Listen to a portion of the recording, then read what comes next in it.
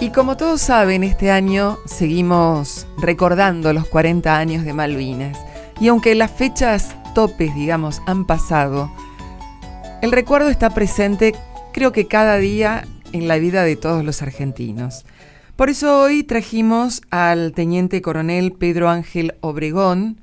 Él, si bien es de ejército, es aviador de ejército y ha tenido una importante participación en aquella gesta.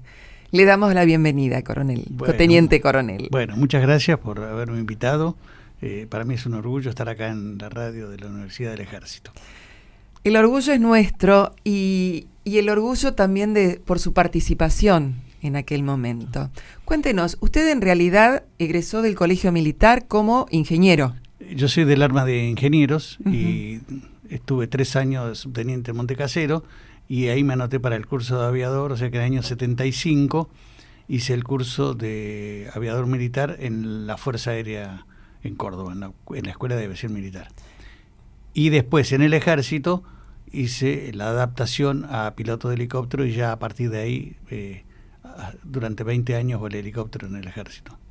Bueno, y llegó ese tan conocido y recordado 2 de abril. ¿Y usted ya era piloto? Sí, yo en esa época ya era logístico del batallón de aviación y yo volaba Puma y Chinook, o sea, 2 tipos de helicóptero. Y en realidad yo empecé la aventura antes del 2 de abril. El sábado 26 de marzo llega a mi casa Fiorito y Bustiazo, que son los 2 que mueren después con el Narval. Y Fiorito me vino a pedir que lo reemplazara en un vuelo a Calafate, en apoyo a Gendarmería. Yo no tenía problema. Claro, tampoco pensaba que iba a pasar nada. Era un vuelo sí. Porque él tenía un problema personal. Bueno, la cosa que me dijo, váyase que ya está todo preparado, tiene el copiloto, ya tiene todo listo, usted llega y se van para Bahía Blanca. Listo, subimos. En la orden de vuelo decía verlo al general García en Bahía Blanca. Bueno, todos llegamos, aterrizamos en Espora, era una de movimiento. Había un helicóptero de prefectura, se llama Maratea, se llamaba el piloto. Yo lo conocía de otro. Me miró y me dice, uy, siempre son las mismas caras. Pero yo no sabía por qué me dijo siempre las mismas caras. Apareció un almirante y me dice, ¿usted es el que viene? Digo, no, yo me voy. ¿Cómo se va? Claro, usted se iba a Calafate. Yo, una parada ahí nada más. Yo me voy a Calafate. No, qué raro. Me dijo, qué raro. El almirante se fue. Cuando me voy al cuerpo, ya era de noche, casi estaba oscureciendo. No había nadie, todo apagado. Ahí subo al primer piso, que era donde estaba el despacho del general. El suboficial, digo, mire, lo están esperando. Lo están esperando, qué raro. Qué importante soy. Estaba la noche, decía, qué raro. Cuando entro estaba el general García y al costado estaba el general Ruiz, que era el segundo comandante, y el general Daer. Entro, se para García, me abraza y me dice, los felicito. Yo miraba, ¿qué me felicita? Usted es el elegido. Usted es el primero que va a aterrizar en las Islas Malvinas. ¡Bup! Claro. A la miércoles. ¿Viste esa? Claro, fue un golpe, algo inesperado. Algo totalmente inesperado. Y se trajo el rolling tank, porque la orden decía llevar el rolling tank es un tanque rolito de 2.000 litros. Son tanques de goma que con una bomba se llenan de combustible y con eso mantiene cambia de posición la bomba y en vez de cargar, lo descarga. O sea que con eso nosotros nos reabastecemos con los helicópteros. Trajo el rolling tank, sí, pero digo, mi general, mire que yo no voy a poder reabastecerme en vuelo, porque los generales, como no están muy cancheros, hay que explicarle bien. Lógico. Capaz que ellos pensaban que con el rolling, no, me dice, no, usted va a ir en un barco. ¡Opa! ¿Qué barco entra un helicóptero Puma? Claro. Entonces le digo, ¿en qué voy a ir? ¿En el portaaviones? Claro. ¿Viste? Porque ¿dónde entra un Puma? No, me dice Daer, espere que le explico. Usted va a ir en el Irizar. ¡Apa! ¿Cómo en el Irizar? Hay un problema, le digo. Yo no traje para poder hangarar el helicóptero en el Irizar. Claro, tiene que tener algo que lo agarre. No, hay que tener el kit de plegado de pala. hay que plegar las palas.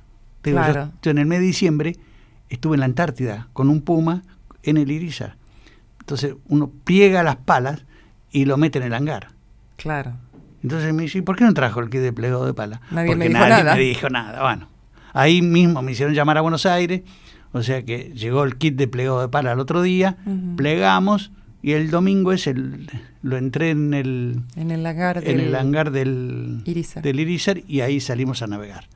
Lo que pasa es que el día 31 nos agarró una tormenta, casi se hundió el Irizar y unas vueltas.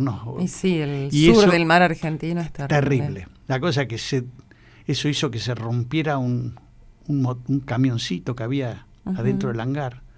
Ese camioncito le empezó a pegar al helicóptero Puma y lo destruyó, le rompió la cabina, se destrincó. Al destrincarse se rompieron el tren de aterrizaje, se cayeron las palas, se rompió. Se destrozó. Salió $1 millón de reparación en Francia, para darte una idea de los daños que tuvo. O sea que mi actividad para la operación se Rosario quebró ahí quedó. Claro. O sea que el 2 de abril el general Daer me dijo que baje con él y para tratar de recuperar ese helicóptero, porque me dijo que el capitán lo quería tirar al mar, ¿viste? Dice, no, claro, no le servía y ocupaba lugar. Pero, ¿viste? Yo le decía a Daer, son millones de dólares, 4 o 5, en ese momento valía 5 o 6 millones de dólares. Claro. Bueno, y Daer, cuidadoso, me dice, no, usted se va a Buenos Aires y lo rescata. O sea que una vez que el 2 de abril aterrizamos ahí en la isla, tuvo que volverse. Le dijo al brigadier Castellanos, que estaba con un Fokker, y que me llevara a Buenos Aires. O sea que me subí al avión y a las... Llegó y se fue. Llegué y a las 3 de la tarde estaba en Buenos Aires. Yo creo que haber sido el primero que llegué. Que regresó. Claro. Y le tuve que ir a avisar a mi jefe dónde había estado. Claro. Porque mi jefe me tenía que yo me había ido a Calafate. O sea que ahí le expliqué que para ti, no sé qué. Ese fue mi primer viaje. A la semana deciden mandar los dos Chinook. Entonces ahí me subo al primer Chinook con un capitán de la escuela de guerra, que era también piloto de Chinook, y nos fuimos a Gallegos a esperar al segundo Chinook, que tenía un problema en una manguera de hidráulico, a esperarlo. O sea que cuando llegó a Gallegos nos juntamos con el Puma de Fiorito, que no había arrancado, porque los helicópteros Pumas cruzaron con el Irizar y el Bahía Paraíso. Hizo varios viajes. O sea que los barcos los llevaban hasta la isla. O sea, se acercaban a 50 millas de la costa, los dos Pumas iban hasta el Irizar, los angaraban, los llevaba a 50 millas de la isla, y ahí los largaba y el barco volvía a hacer... Claro. A llevar más helicópteros. Así llevaron los Pumas, los A-109 y un UH. El resto de los UH cruzó en la panza de los Hércules. Y los dos Chinook y el Puma de Fiorito, que había tenido problemas en el arranque, cruzamos en vuelo. O sea, así se trasladó todos los helicópteros del batallón de aviación. ¿No era posible que directamente fueran del territorio a las islas? El único que daba autonomía era el Chinook. Y el Puma... Por las características... por la distancia. Son 700 kilómetros. Sí. Y el Puma, pero el Puma tenía un sistema de tanques auxiliares internos que llevó Fiorito, y eso le dio la autonomía para cruzar. Bueno, y llegó definitivamente después el día 17 de abril volví de nuevo por segunda vez a las islas, pero ya como piloto del Chinook.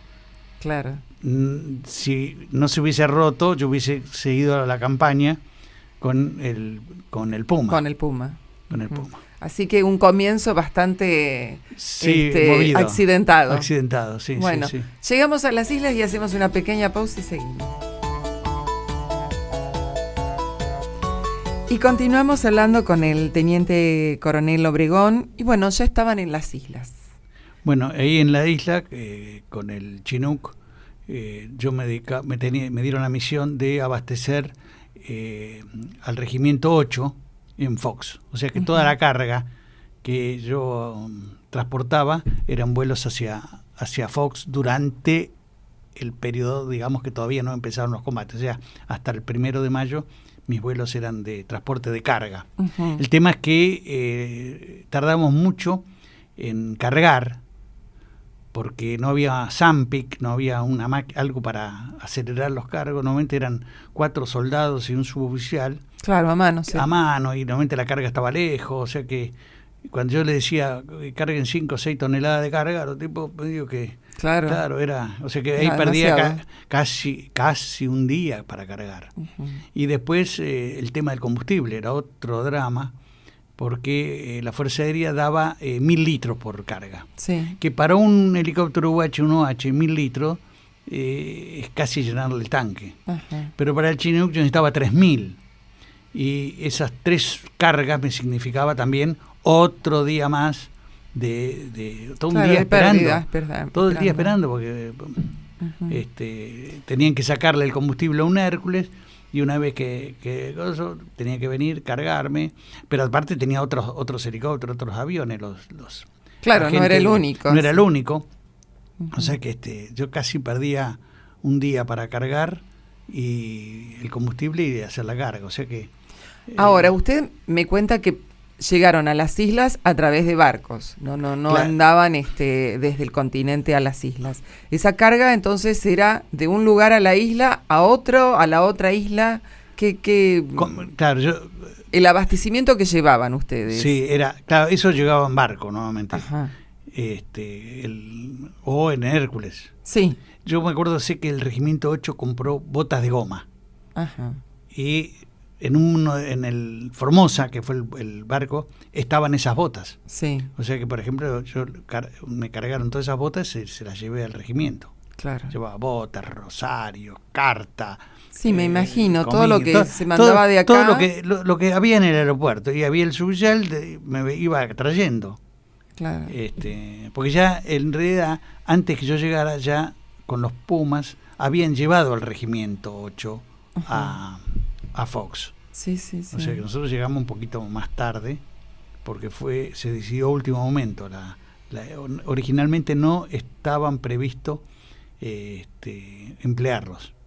Claro. Por eso nosotros salimos casi 10. Sí, ellos salieron el 5, yo salí el 12, uh-huh. Casi una semana después. Ahora, cuando ustedes están en las islas, ¿ustedes no participaron de combates? ¿En el caso suyo? No, nosotros nos atacaron.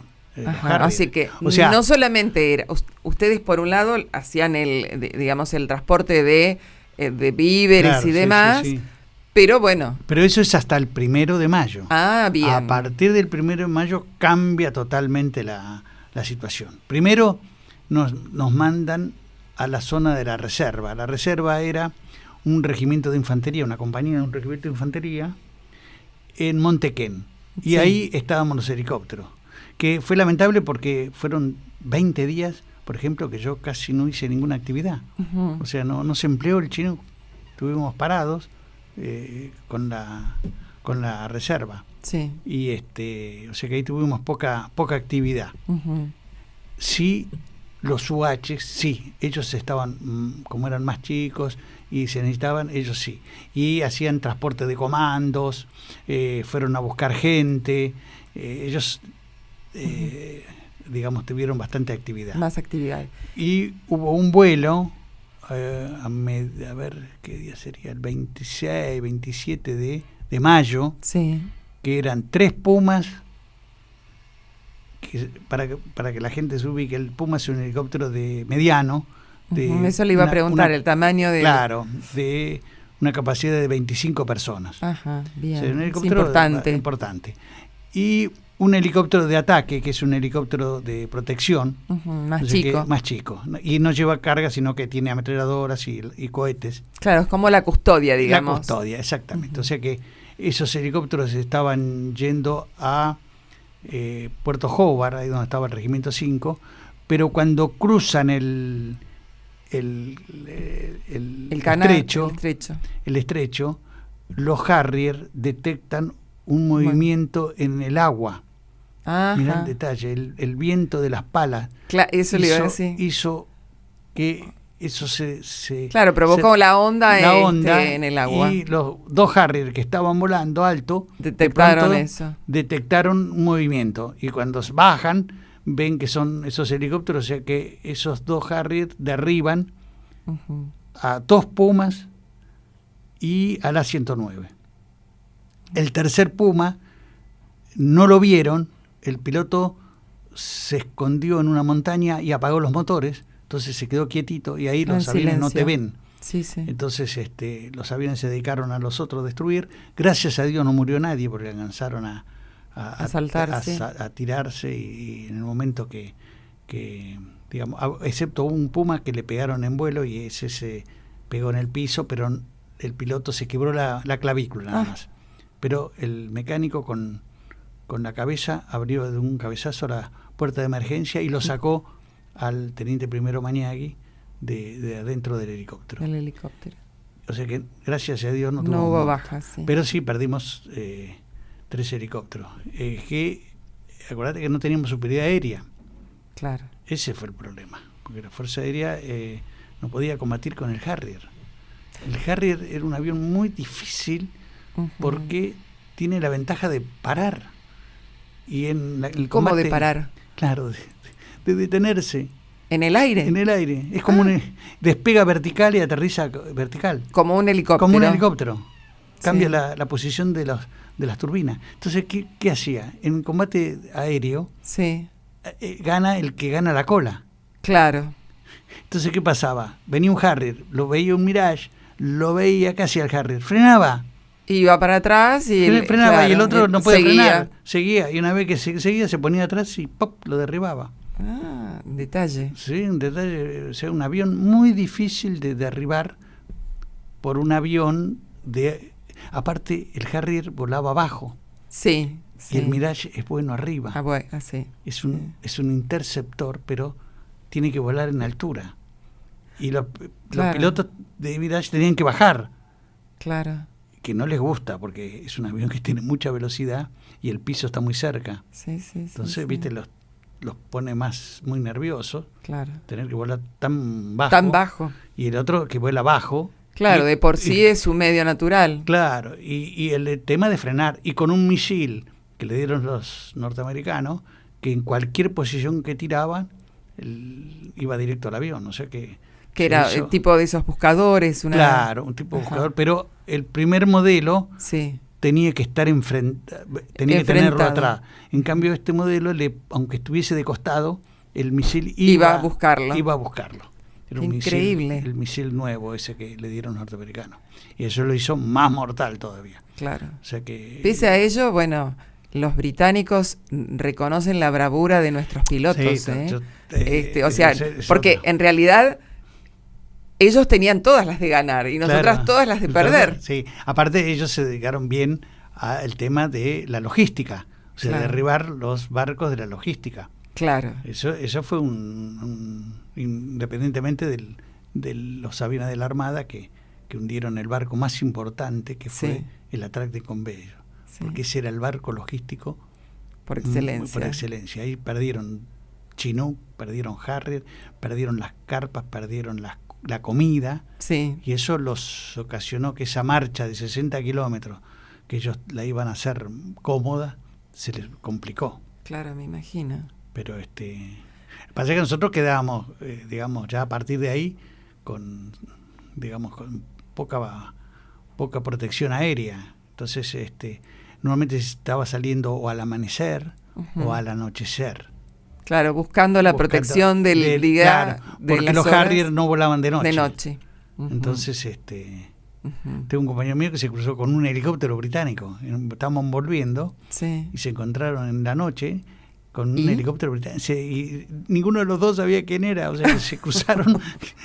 Pero decía, bueno, cruzamos con un helicóptero. ¿Quién está volando? No, y ahí se dieron cuenta que era un helicóptero, un británico opuestos. También, y se habrá asustado igual que ellos, ¿viste? Porque se encontraron de casualidad. Claro, la sorpresa. Esa sorpresa. Bueno, hacemos una pausita y seguimos.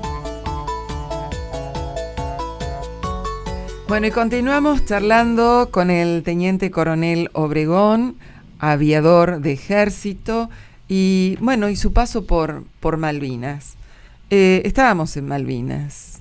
A ver, ¿qué anécdotas, qué recuerdos tiene? Bueno, el día 21 de mayo, de la reserva, fue atacada por 2 Harrier. Ahí destruyen el otro Chinook. Estaba estacionado el Puma, que era de Fiorito, de Buchazo. El de Fiorito lo derribaron con la gente del Narval, y el copiloto era Buchazo. Pero Buchazo tenía otro helicóptero. Ese helicóptero estaba en la zona de la reserva, o sea que los Harriers también lo destruyeron. El mío se salvó porque el humo del primer Chinook tapó a mi Chinook. Sí. Entonces no lo vieron. Y le pegaron a un guache que estaba en marcha, que era el de Sánchez Mariño, pero le agujerearon las palas. O sea que después los mecánicos con Poxipol taparon los agujeros de las palas y ese helicóptero siguió volando. Qué increíble. O sea que sí, cuando dice con qué repararon, con Poxipol. O sea que había unos agujeros porque pega el cañón de 30, que pega una piedra, hace esquirlas de las piedras, y eso agujerea. Claro. Las palas y otros pedacitos. Claro, pero son de aluminio, seguramente. Claro, sí. O sea que los mecánicos esa misma tarde se pusieron a trabajar y taparon con Boxipol los agujeritos de la pala. Una vez que secó, el helicóptero siguió volando. Buena publicidad para la empresa. Para la empresa, sí. Bueno, y o sea que ahí nos tuvimos que volver, y el Chinook tenía un problema se me había roto un repuesto, que después me lo da la Fuerza Aérea. Ajá. Porque la Fuerza Aérea tenía 2 Chinook allá en la isla, o sea que le pedimos al mayor Pose, y él nos mandó, como nosotros le prestamos la grúa, en agradecimiento nos mandó el repuesto. O sea que volvimos a tener el Chinook de servicio, que es el helicóptero que vuela hasta el día anterior a la caída de Puerto Argentino. En esos días que estaba fuera de servicio, yo pasé a volar Puma. Sí. Y en uno de los vuelos, el día 30 de mayo, ahí me ordenan a eso de las 8 de la mañana que tenía que llevar a la zona de Montequén a un grupo de comandos de la Gendarmería. O sea, cuando hicimos el vuelo a eso de las 9 de la mañana, y ya en las proximidades de Montequén, veníamos primero bajo a velocidad, sentí como una falta de potencia, el helicóptero pegó en el piso y se prendió fuego. Así que fue, digamos, muy accidentado su participación. Gracias a Dios no le pasó nada, pero fue accidentado. Sí, la parca me pasó cerca varias veces ahí en la isla. Y ahí mueren 6. Después tenemos un herido grave, que es el sargento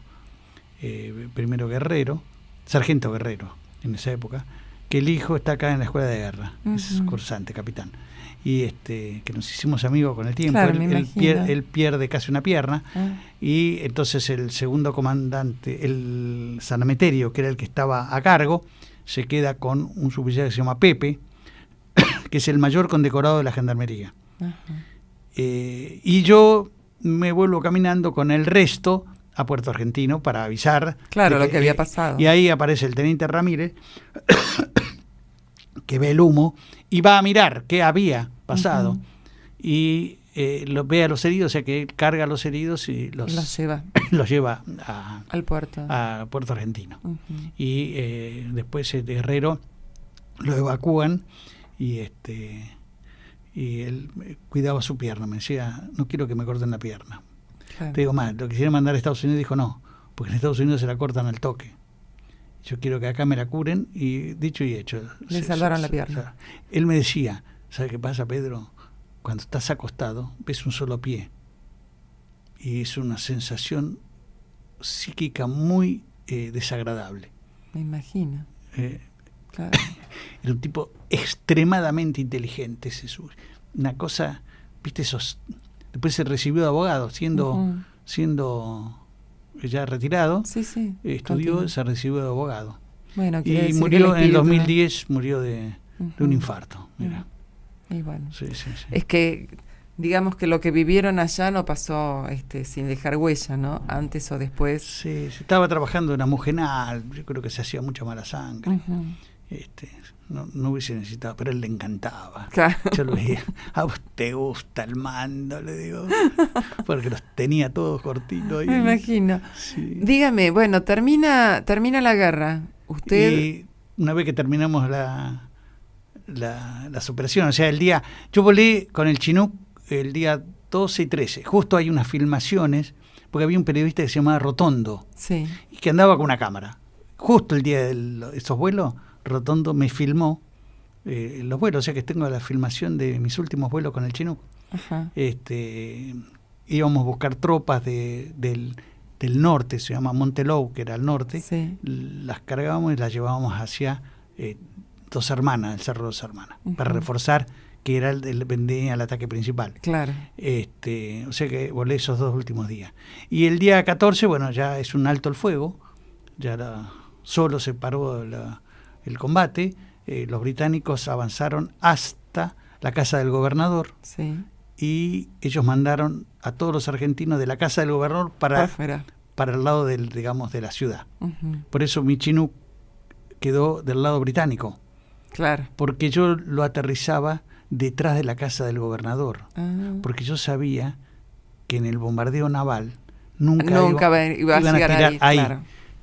Porque si yo lo ponía en otro lado, era probable que... Claro, sí, era por ahí un blanco fácil. Ya habíamos perdido a un UH por Esquirla. Entonces yo lo estacionaba detrás de la casa, había un pequeño parquecito inclinado, pero yo, lo aterrizaba, los mecánicos ponían las trabas y lo dejábamos ahí estacionado detrás de la casa del gobernador. ¿Se pudo recuperar ese...? No, se lo llevaron los británicos a la Gran Bretaña. Estuvo volando en la Gran Bretaña. Y bueno, y terminó la guerra y usted y entonces, volvió. Y ahí, no, sí. Ahí nos mandaron a los 10.000 que estábamos ahí, sí, al aeropuerto. Sí. O sea que estuvimos ahí en el aeropuerto, ahí levantamos los pisos de aluminio, hicimos una pequeña carpita, así un alojamiento, y ahí dormíamos. Sí. Éramos 50 del batallón de aviación cuando terminó la guerra, entre los oficiales, los suboficiales y algunos soldados que quedaron, a pesar de que nosotros llevamos nada más que 12 soldados. El resto fuimos 105, 12 soldados. El resto eran oficiales y suboficiales. Una unidad de cuadro más que todo.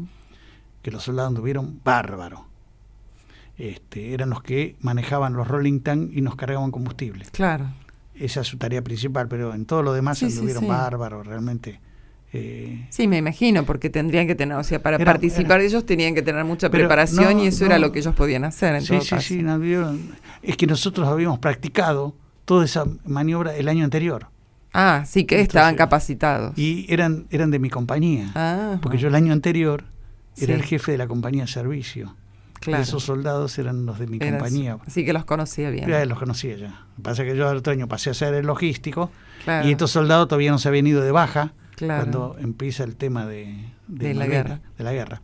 O sea que los soldados... Y ahí apareció un helicóptero, un Puma, que teníamos en el Bahía Paraíso, que el capitán Luzuriaga era el piloto de nuestra unidad, por supuesto, y ahí nos avisa que nos va a sacar del campo de prisioneros. O sea que en un momento dado nos cargó a todos como heridos y nos sacó del campo de prisioneros el 17 de... ¿Y los ingleses qué dijeron? Nada. Ni controlaban. Digo, yo fui el primero, el jefe me manda a mí primero para ver qué pasaba en el barco. Sí. O sea que yo, a eso de las 4 de la tarde, crucé, fui el primero. Y cuando aterrizo ahí en la plataforma, miro así y todo, y me acerco a un marino y le digo, ¿dónde están los británicos? Y el tipo me dice, acá no hay nadie, dice, anda tranquilo que no pasa nada. Nadie controlaba, o sea que el barco cargó como 2.000 personas más o menos. Te digo, donde había un lugar plano, había alguien acostado. Todos los pasillos, menos las escaleras, pero todos los pasillos. Como yo fui primero, conseguí 3 camarotes para los aviadores. Estábamos en los camarotes y después a la tarde nos pusieron gente en el piso, de los camarotes. Estaba completo me imagino, de gente. Y así salimos el día 17 y el 20 llegamos a Punta Quilla.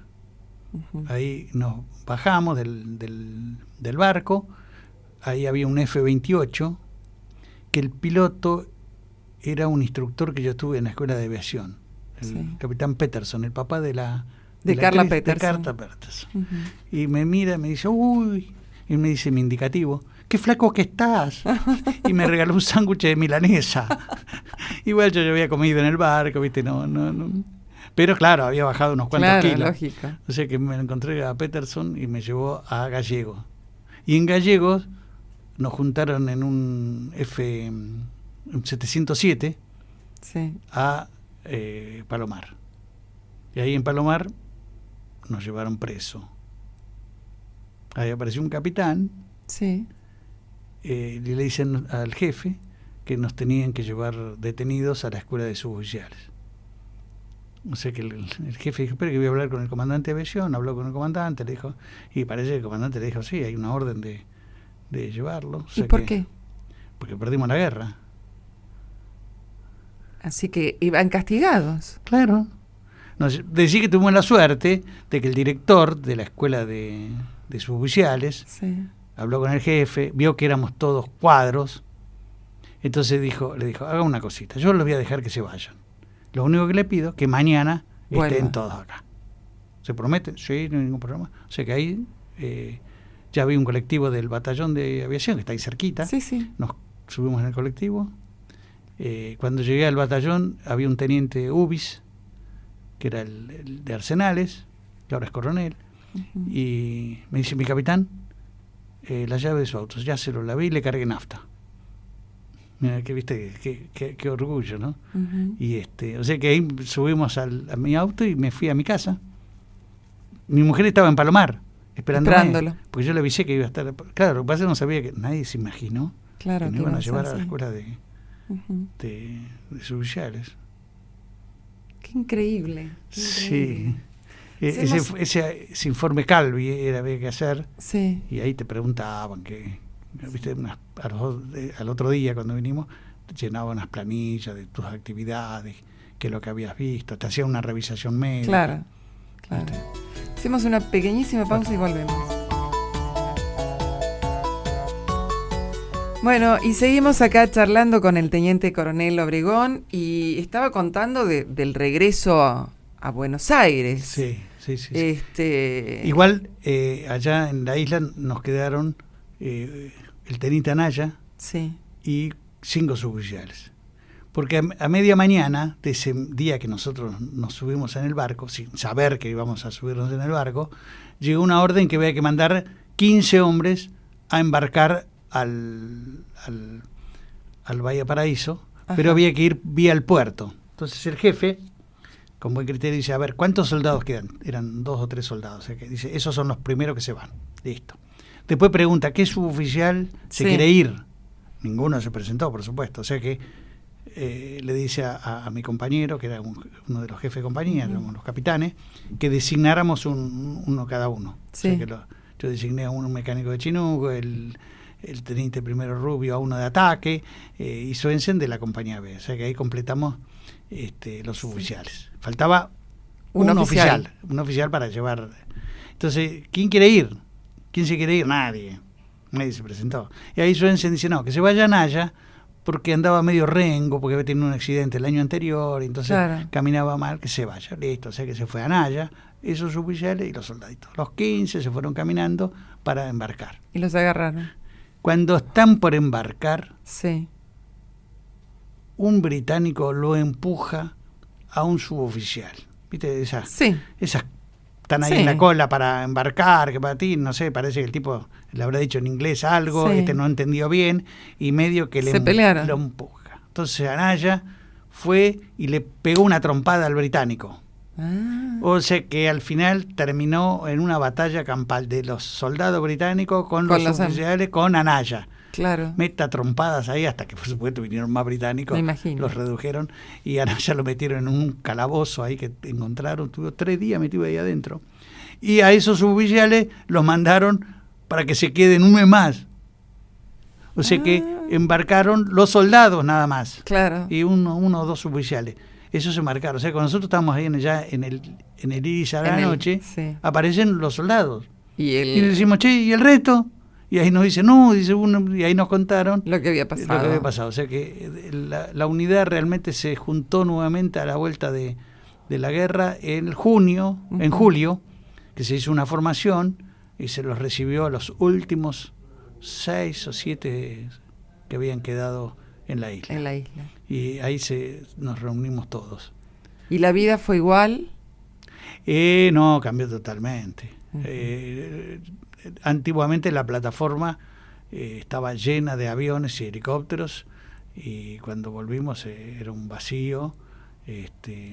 Imagínate, de la compañía donde yo volaba, de 2 Chinook y 9 helicópteros Puma, quedaron 2 Pumas, porque el otro hubo que esperar como un año más para que lo repararan, porque hubo que mandarlo a Francia. Lo repararon en Francia y volvió como a los 2 o 3 años. Y ahí 3 Pumas, pero imagínate que no volábamos casi nada. Aparte, yo, como era logístico, tenía mucho trabajo porque había que dar de baja todo el cargo que se llevó a la isla. Claro.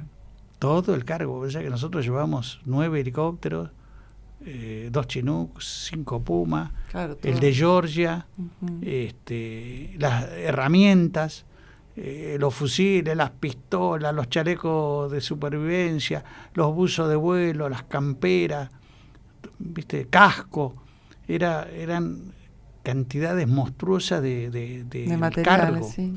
Yo creo que en plata debe haber sido la unidad del ejército que más perdió. Y cada Chinook, ponerle entre 30 y 40 millones de dólares. 30 o 40 millones de dólares. Sí. Perdimos 2. Ahí sumá los Pumas, que andaban en los 10 millones.